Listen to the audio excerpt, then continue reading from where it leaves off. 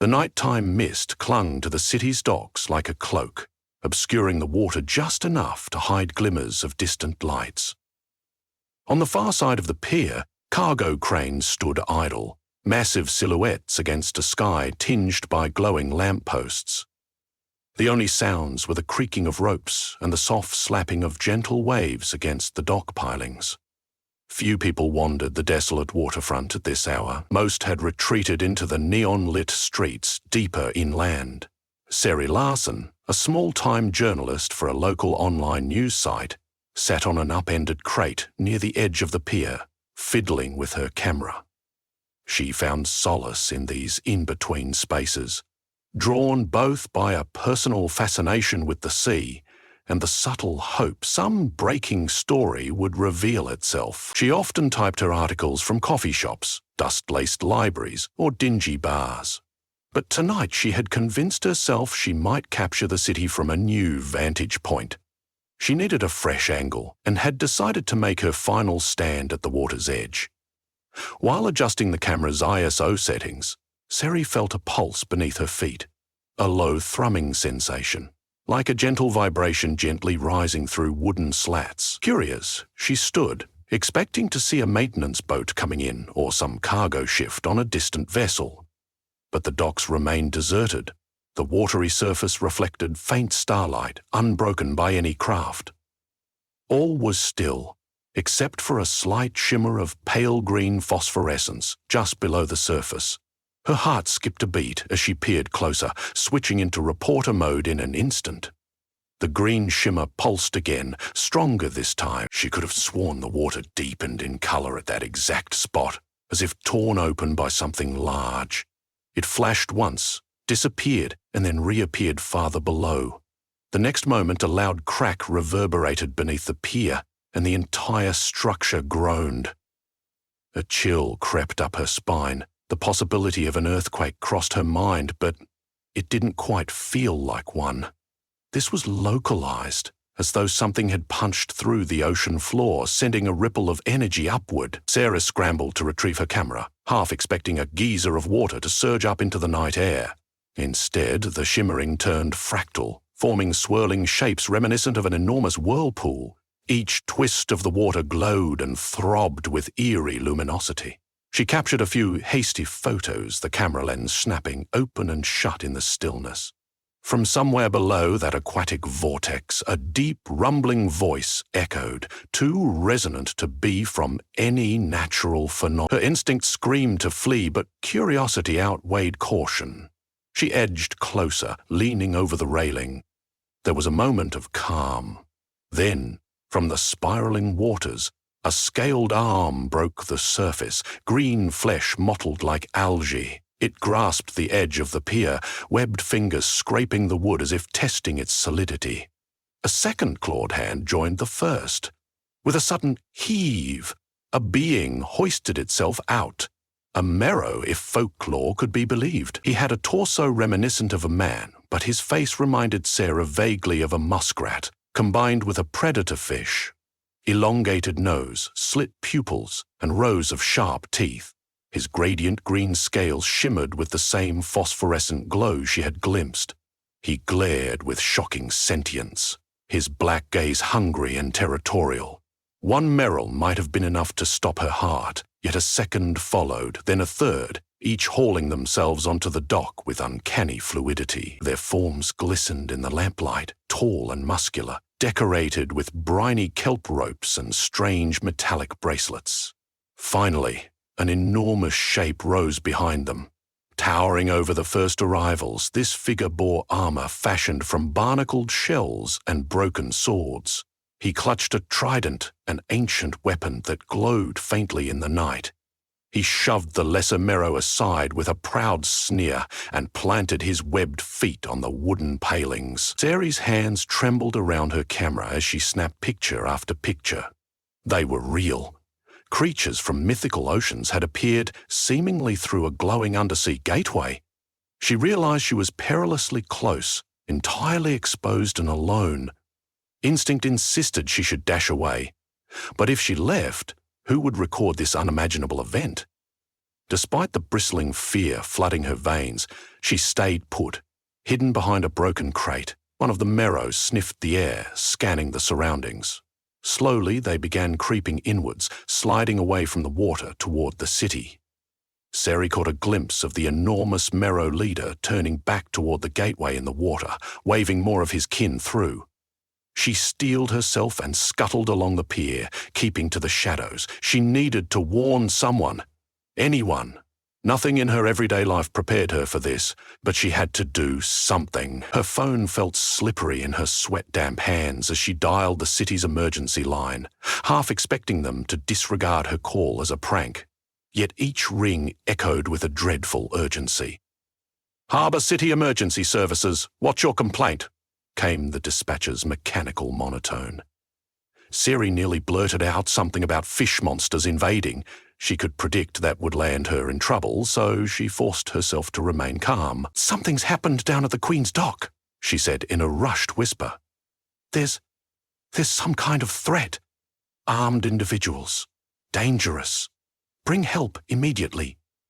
Please provide your name and—" Sari hung up before she lost what little nerve she still possessed. She needed a more direct way of getting the city's attention. Then, from deeper on the dock, she heard a distant scream. Someone else had spotted them. A splash followed, chilling her to the bone. She sprinted toward the nearest street lamp. At her approach, two of the Merrow whipped their heads her way, hissed through needle-sharp teeth, and gave chase. Heart hammering, Sari shoved the camera into her satchel and ran, feet pounding over the dilapidated wooden planks. She reached the edge of the docks, where a flight of concrete steps led up to the main road. The Merrow loomed behind her, clawed hands outstretched, and their wet footsteps slapped the ground with surprising speed. Her lungs burned. She leapt over a sputtering puddle of flickering lamplight, adrenaline fueling her escape. Stumbling onto the main road, she nearly collided with a night watchman stepping out of a parked security car. He opened his mouth to speak, but froze in terror as the Merrow burst onto the street. Wielding barbed nets and archaic blades, they advanced on the unsuspecting men. A shriek tore from Sari's throat as one creature threw a spear. The watchman dove just in time, the spear embedding itself in the asphalt. With trembling hands, he managed to unholster a sidearm, only to be tackled by a second Merrow who pinned him to the ground, jaws snapping inches from his face. Sari had no weapon, except for her camera's flash. In desperation, she raised it and set the flash to strobe, unleashing blinding bursts of light at the creatures. They howled, pressing webbed hands over their eyes. It gave the watchman precious seconds to scramble backward. Hands trembling, he squeezed off 2 shots. The bullets struck the nearest Merrow, but didn't penetrate deep. Its scaly hide appeared thick enough that the rounds only left superficial wounds. The beast bared its jaws, more enraged than harmed. "Run!" Sari called, and, to her relief, the watchman staggered upright and sprinted with her toward a wide avenue nearby. She glanced over her shoulder. More of them were emerging further down the street, some climbing out of gutters that led back to the drowned gateway. Apparently, these Merrow knew the underwater routes better than any maritime official as they galloped through the night. An older fisherman poked his head out of a dock office window, only to slam it shut in horror a second later. Fear was spreading like a dropped match in a tinderbox. In the next few minutes, all sense of calm in the Bay Area vanished. The Merrow fanned out, clambering onto sidewalks and skirting around parked cars, glaring at the city's bright lights with vengeful fascination. They sniffed at street corners, tested door handles, and scampered across building rooftops with a predator's stealth. People fleeing bars, cafes, and late-night convenience stores quickly found themselves face to face with aquatic invaders. Shouts, shrieks, and the metallic clang of improvised weapons filled the air. Police sirens rose from multiple directions. It was only then that Sari realized the magnitude of the invasion. This wasn't merely a handful of lost sea creatures. A legion lurked beneath the waves, beckoned by that swirling portal. She could picture them massing underwater, armed and eager, led by their imposing general. She recalled stories of Merrow from old maritime folktales, half-fish, half-human creatures that typically lurked in the depths and captured the souls of drowned sailors.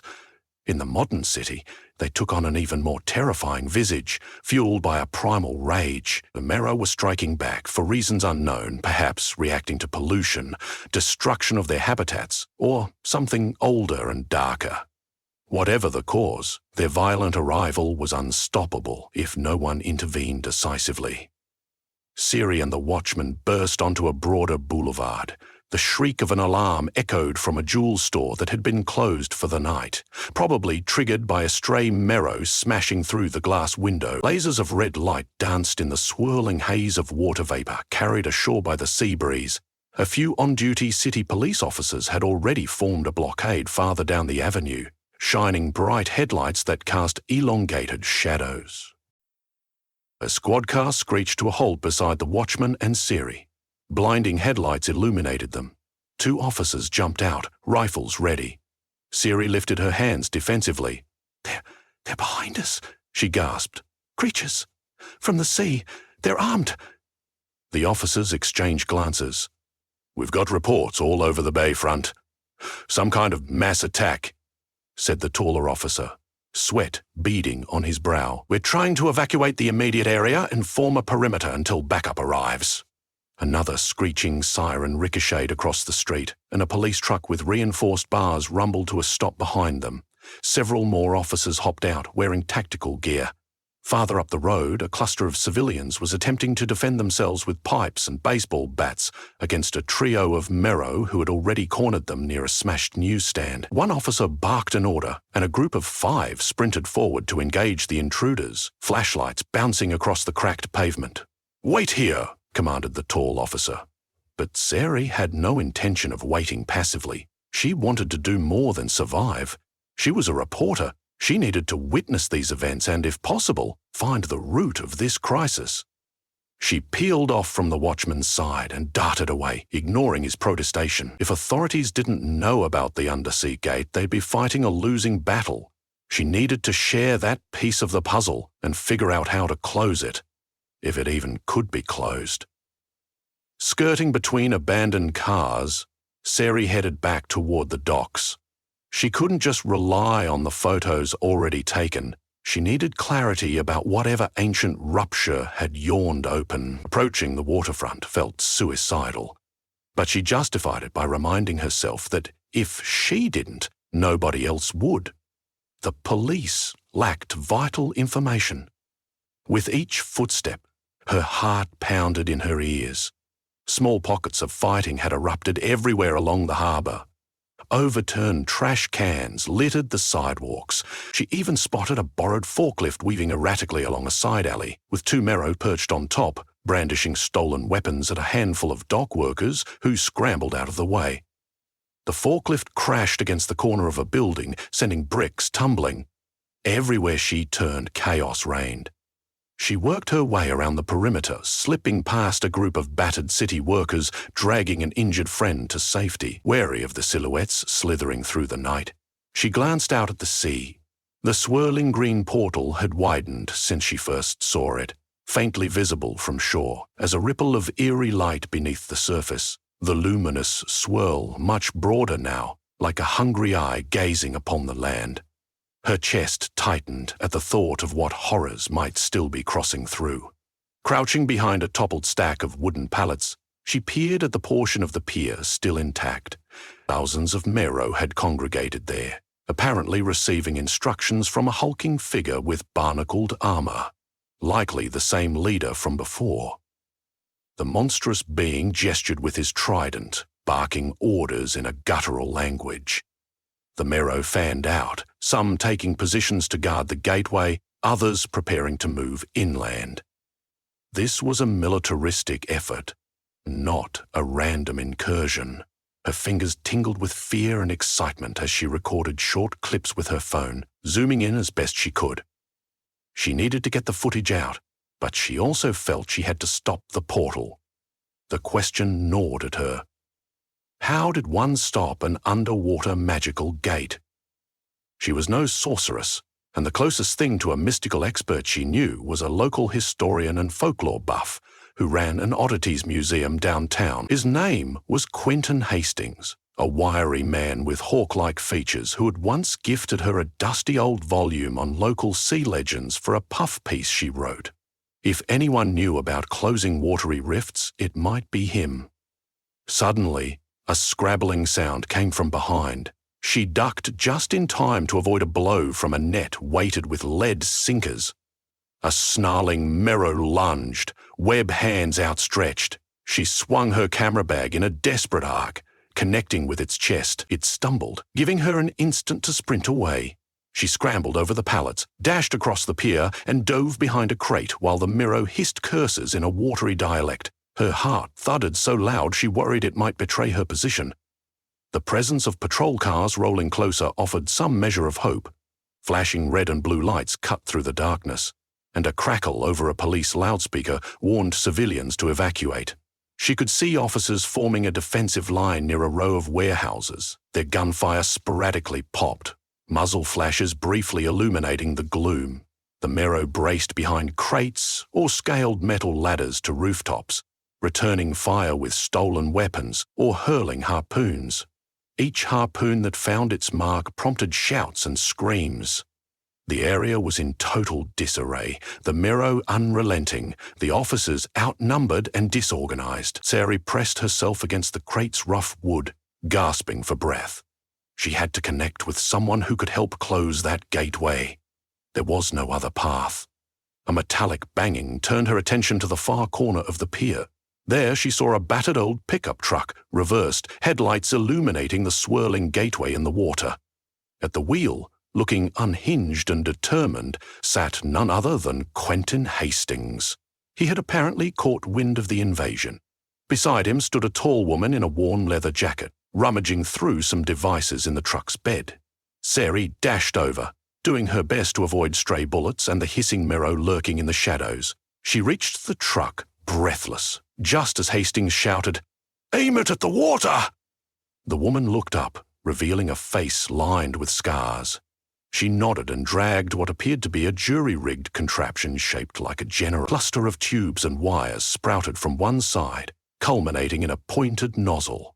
A small dish antenna had been slapped on top. It looked like someone's unhinged science fair project. "Hastings!" Siri yelled. "How did you—" He whipped his head around, eyes shining with urgency. "Thank goodness, it's you. Word got out that something terrible was happening at the harbour. The dispatcher lines are flooded with sightings of sea creatures. I knew the folklore. Knew there had to be some gate opening. I gathered every scrap of information I could and grabbed the wave disruptor from my museum. I never expected the legends to be so literal." His voice was tinged with equal parts excitement and dread. "We have to close that gateway. How?" Siri demanded, fighting to be heard over the cacophony of distant weapons, splintering wood, and monstrous roars. "Well," Hastings said, flinching at another gunshot, "Merrows historically cross from their subterranean lairs using rifts created by mana currents or some magical confluence. But from what I can see, it's anchored to our world by resonant frequencies. If we can disrupt those frequencies, we might destabilize the portal, at least enough to cut off reinforcements." The scarred woman heaved the device to the edge of the dock, hooking it to the truck's battery with thick cable. "It's basically a sonic generator with some, special modifications Hastings made," she explained, wiping sweat from her brow. "We aim it at the vortex, overload it, and hope for the best." Sari swallowed. "Do you need help?" "Yes," Hastings said. "We need someone to keep the Merrow off our backs while we power this up. Can you handle that?" She hesitated. She wasn't armed with anything beyond her camera bag, but her gaze flicked around, landing on a broken spear lying near the base of the truck. She picked it up, wincing at its salt-rusted tip. "I'll do what I can." The trio set to work. Hastings manipulated an array of knobs on the device, nodding to his accomplice to start the generator. An electric hum filled the air. The contraption flickered as it built up power. Making the ground quake slightly, Sari gripped the spear and kept watch. Merrow roamed the dock, noticing the group's presence. With a guttural cry, several advanced.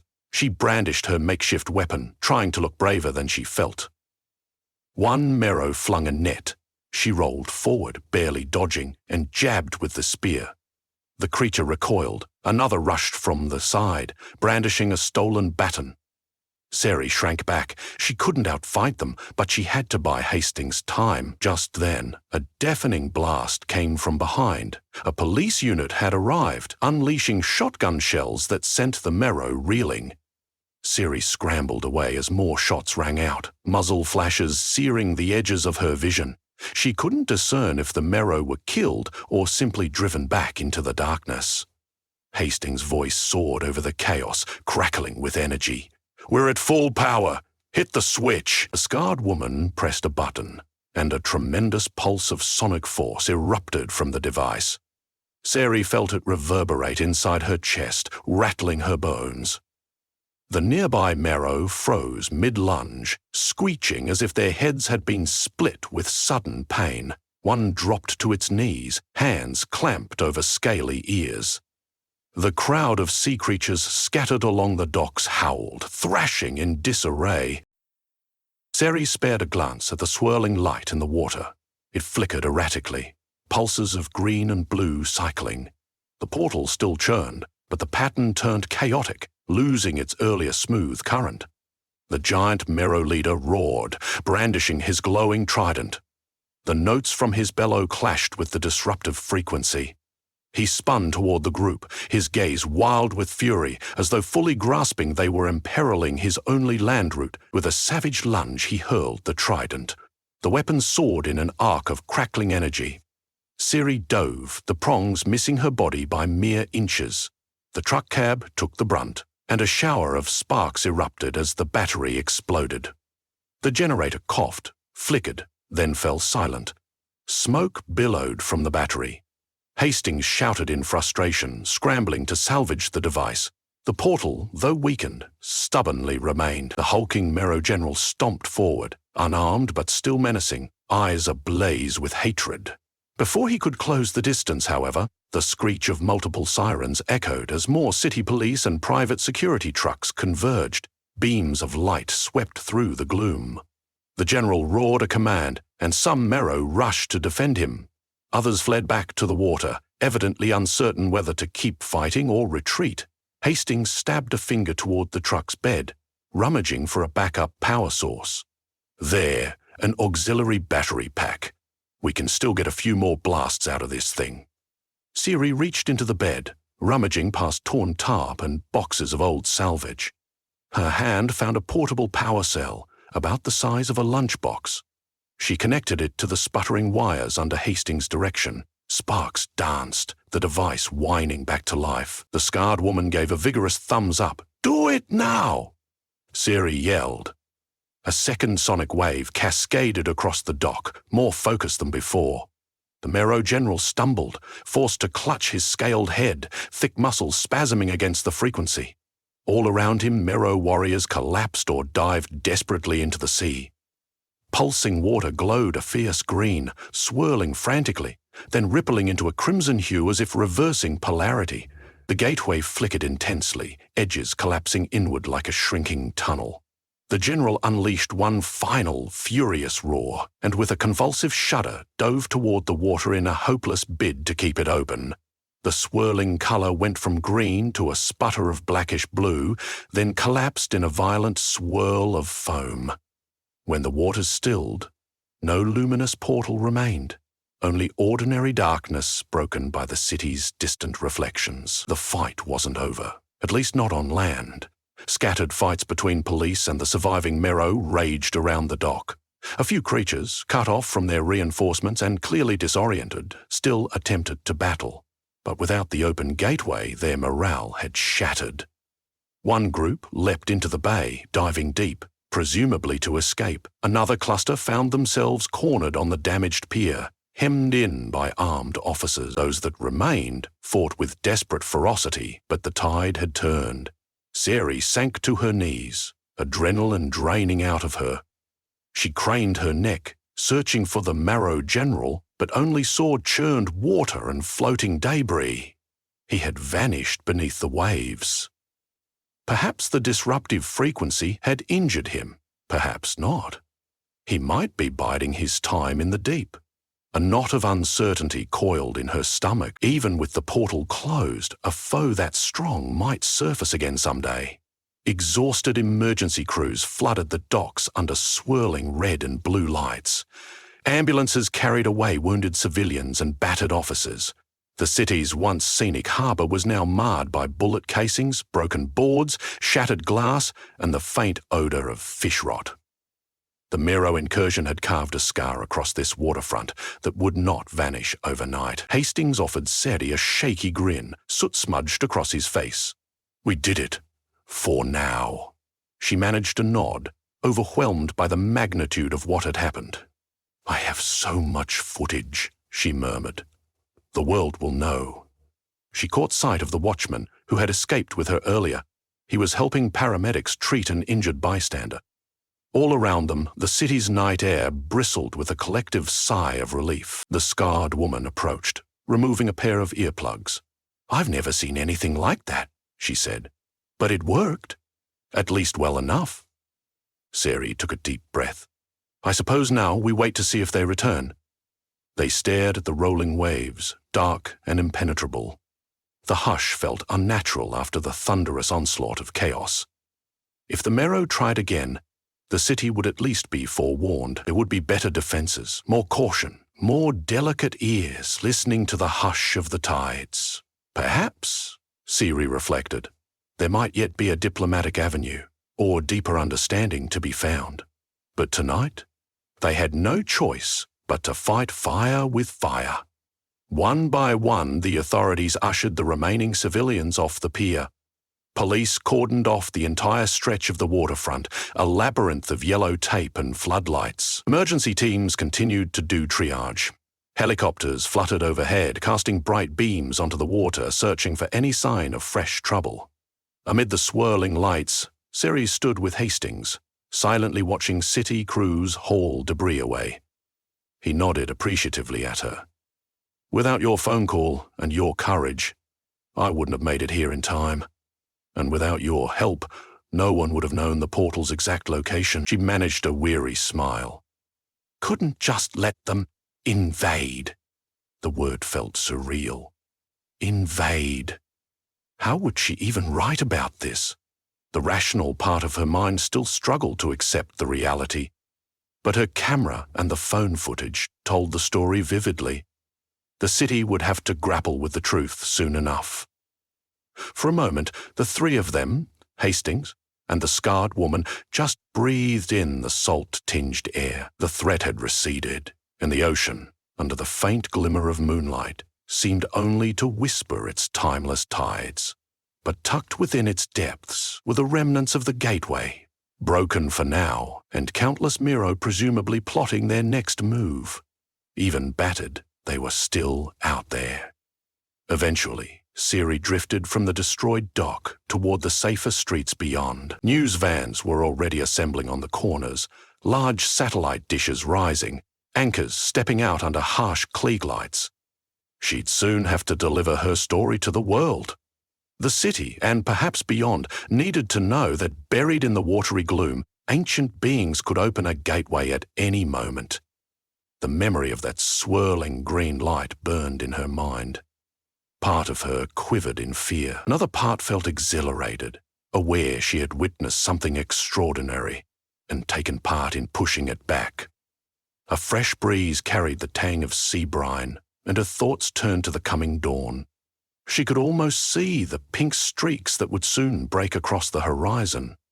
In some ways, it might look like any other morning, but for all who were here tonight, nothing would ever be the same. The city's illusions of safety had been shattered by the arrival of the Merrow warriors, and in that wake of broken illusions, a new reality emerged. A city that knew the ocean wasn't just for fishing and commerce. Risings from the deep could come at any time. Next time, the city had to be ready. Sari stepped briskly down the battered pavement, ignoring the stares of uniformed officers and the swirl of reporters who recognized her. She had her own story to write, her own unfiltered truth to protect. She would let the city's officials shape their narratives and the sensationalist tabloids spin theirs. Hers would be grounded in what she had experienced firsthand, what she had felt in her bones. With each step she vowed to persevere, to shine a light on the truth hidden behind the mundane facades of everyday life. Behind her, the harbor's waters shimmered with broken moonlight, reflecting a world changed forever, a city on the cusp of new dangers and deeper mysteries. But as she walked away from the scene, she clenched her camera tight, bracing for the next surge from the depths. One thing was certain, no matter what the Merrow planned, they would not catch her or her city entirely unprepared again.